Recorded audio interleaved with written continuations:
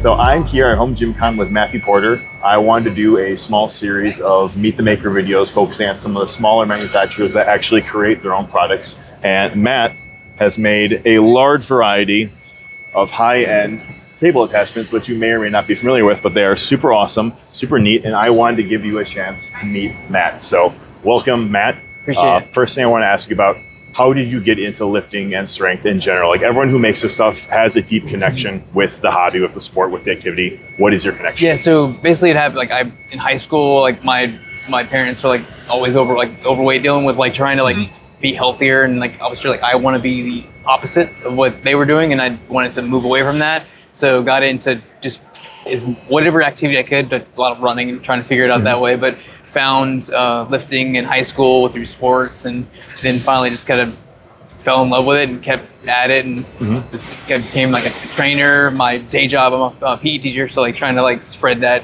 to like the youth and everything as well.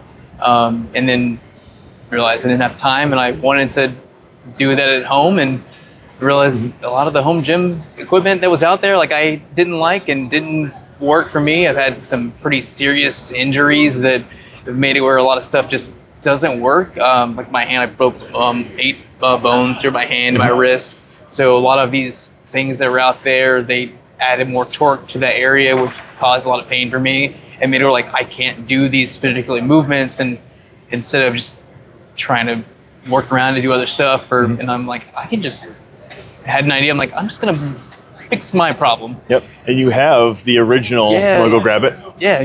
Go for it.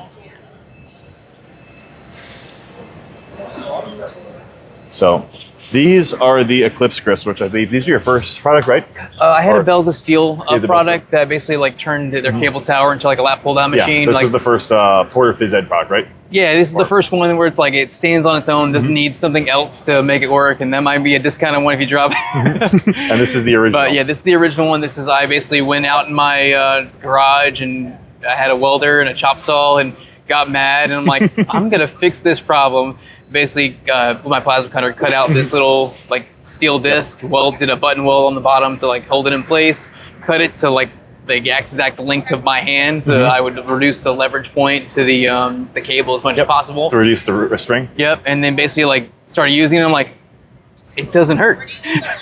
And I will say I have a pair of just like these at home, and they are really comfortable. You think they're just gonna be good for like downward tricep extension type stuff, but they rotate really well. Like you can do cable flies, well, the other No, flies are my flies. That's the secret like favorite. this, like any angle they feel very comfortable in, and it probably is. Like I didn't consider it's due to the lack of that straightness. I just thought that the shortness was, I don't know, just like save materials or something, but it does, after he points out to me, it really does make a difference in the functionality. Yeah, and then I also got with Chris from Belfed, and we worked together on, because with the he first taught you one, the art of splatter. Yeah, because this this steel is just it just doesn't feel as good, so I changed it where it's a tapered feel, and then I make these custom leather pieces that Chris taught me how to do basically, and then they're all handmade, and then the splatter, he's the artiste for that, and I was his apprentice basically. So you made most of the attachments just kind of out of necessity, and like what we thought would be more comfortable would be better. Obviously, you had machining experience, I assume, beforehand. I probably weren't teaching yourself all this as you were going, or were you? No, it was all basically like learn as I go. My brother, he had a welder, and then that was for the Bells project. I asked him, like, can I borrow your welder? You taught yourself how to make these? Yeah, I borrowed it. I thought I was gonna have it for 2 weeks. Told him 2 weeks. I kept it for 8 months. Every day out there, I'm just like welding lines and doing T joints and all. So you made all of these with like no actual welding experience beforehand? Yeah, so this is a machine. So this is I actually outsourced the machining to a machinist for those. But all of the welding for like this is all that's like probably the best example. Yeah, there's a lot of stuff there. Yeah, self-taught. You made this entire centerpiece by hand. Do you want to explain? Yeah, so this is like a giveaway for a raffle. My brother and dad, unfortunately, they both passed away from diabetes in the last 2 years. So I wanted to like try to build awareness for that disease and try to make sure that people understand how serious it actually is. So to raise some money, I basically had an idea like to put this crazy thing together where it's got the 4 different machine handles, all the custom leather, the multiple bends, the different gusseting here, but every single one of these holes is all hand basically burred out with a die grinder and then polished up to a 3000 grit Do you want to sandpaper. re-explain the finishing process that went into this? Because it looks really neat. Go look, I'll hold up close to the camera. Because I'm a lunatic with the I really love this finish. The color there, that's actually stainless steel, but I stained the stainless steel with ferric chloric acid, and then basically you dip in ferric chloric acid, let it live in there for a little bit, pull it out, usually Windex, so I spray it down with the ammonia will actually neutralize the acid, and then you take Scotch-Brite and you basically polish it, but it's all done by hand. And then once you've done that, I basically take a blowtorch, heat up the steel, and then take beeswax and then put beeswax all over. That's why it has this like it's like glassy, matte but shiny and like clean, but it's all juxtaposition. It's this glassier finish. It makes it like super slick. It's a self-healing finish because the beeswax seeps into the pores. If you like scratch it off, if you just a bigger scratch, hit it with heat, it will just reabsorb back in, just burnish it in with like a cloth or something like that. But basically, if you use it on the cable machine, because of how fine everything is, it glides down. So every single one of these holes, people don't think it rotates. You have full freedom but of motion. Every single one rotates super freely. Or if you want to be fixed, you just keep it stiff. But instead of having a bushing where like it kind of like wants you to rotate, this one you have the choice of like, you want to rotate, you don't want to rotate. You just clip in, use the item. If you want to change the axis of rotation, the best example for that is going to be the V-wing there. So for this one, if you wanted it to be more in line with your hands, you clip into this one for that rotation, and then it would rotate on the axis point of that carabiner there. But if you want to offset it, you just move over a little bit, and then now it's going to want to like dip over more. But every single one of these, all hand done, takes me for this one, it takes me about 6 to 7 hours to if I start to finish completing in one day. And this is all me doing this in my backyard, in my. Not even in my shop. It's literally because I don't have ventilation in my shop, so it's outside of the shop, and I'm wearing this giant like welding vest. But it's usually majority in the summer, and it's 90 plus degrees, and I'm just sweating away. My wife, everyone comes out, is like checks on me, like usually goes, "You haven't come inside for like 3 hours. Drink water." And I'm just like hyper fixating on fixing it, and the like final product looks great. Like go back to the finish. I can't get over how like it looks clean and professional, but also looks handmade. Like it's just a right mix of like this was obviously built by hand. It's like the industrial roughness mixed with like the fine finish and like it's one where like it's hard to describe. One of the things I also like. Aesthetics, I well, not even that, but like I kind of fell into it by accident. Like I started making knives, just like I wanted a hobby, started doing that. But the finish is what how I finish my knives. So this is and I don't sell the knives. It's more just like this is a hobby. I have a friend like that I want to give him a birthday present. I'm like I plan like 6 months in advance, and I just like 30 minutes here, just work on it, and then keep like working on those things until I get this finished product. And I'm like, I like doing this, like working with the belt sander and all this stuff like that. And I was like, maybe I can pull this into what I'm doing here and kind of blended the two things I was doing into something that's, I think is pretty unique. No one's doing. Oh no, not even close. Doing this. Well, that's because no one's a lunatic. No one's going to take that much time. No one's a lunatic. And if you like outsource it, it's not going to look like that. It's not no, it's one like you can tell the handmade finish. Just the way that this looks like. And every single one will always look slightly different because every single one is like handmade. There's no machine that's doing it. It's me with either a grinder or the belt sander getting all of those edges. These like really fine, like roll the whole. I'm not sure how visible these are from far away. Hopefully these are good shots. You can cut some B-roll. I'll cut in some B-roll, yeah, definitely.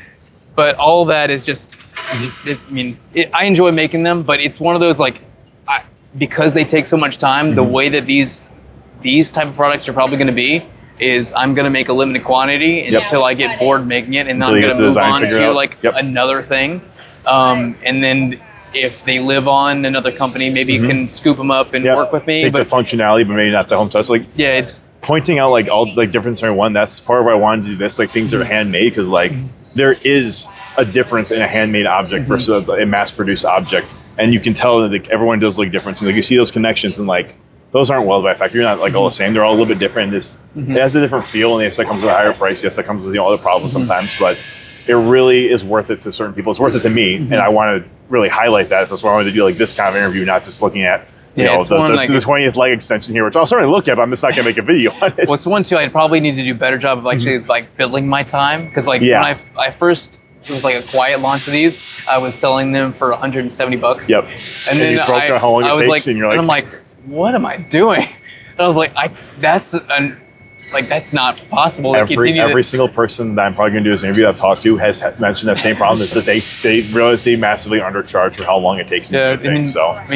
So if you want something, if I launch something new and you want to get a cheap price, like get it on the first run. Before you realize how much time it takes. But before I actually get frustrated with the amount of time, I'm just enjoying the process. I'm like, oh, I'm making a new thing. I enjoy making the new thing, versus like, wait, I want to have a life again.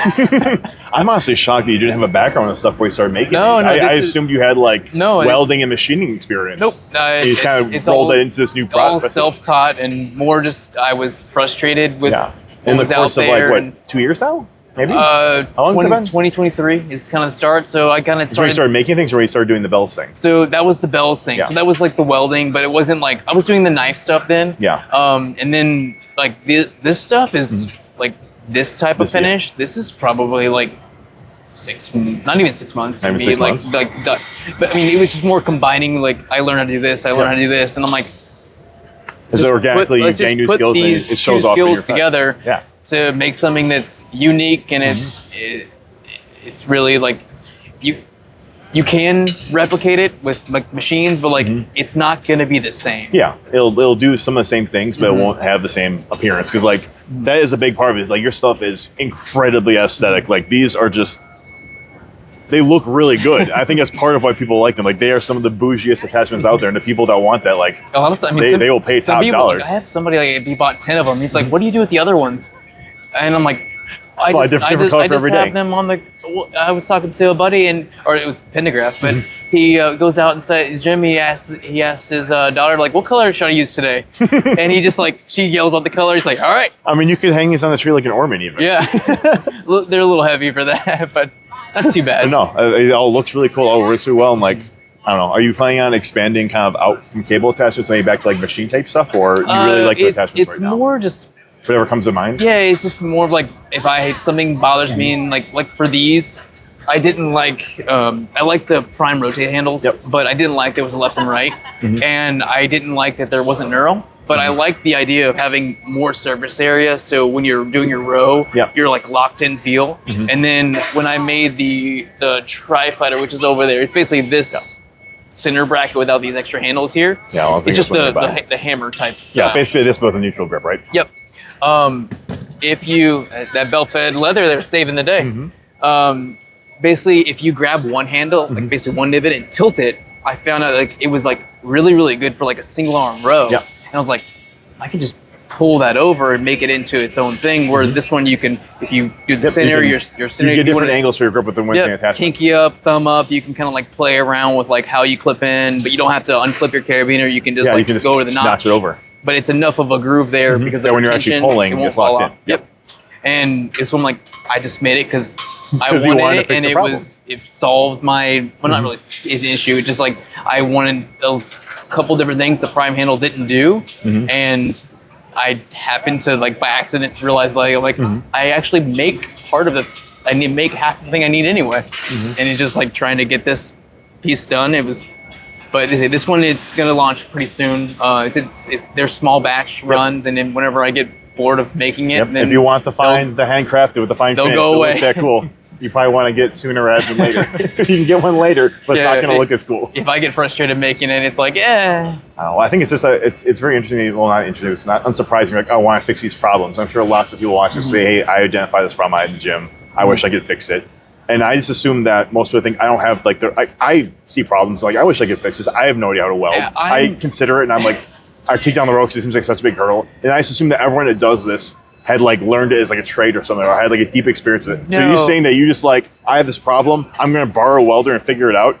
Like you make it sound kind of easy. I don't think it's that easy. I think that you have probably a unique drive or like thought process to be able to come up with these solutions? Yeah, Like, it's probably not as easy as it sounds. Weaponized ADHD. There You you go. hyperfixate on an issue, and then you like.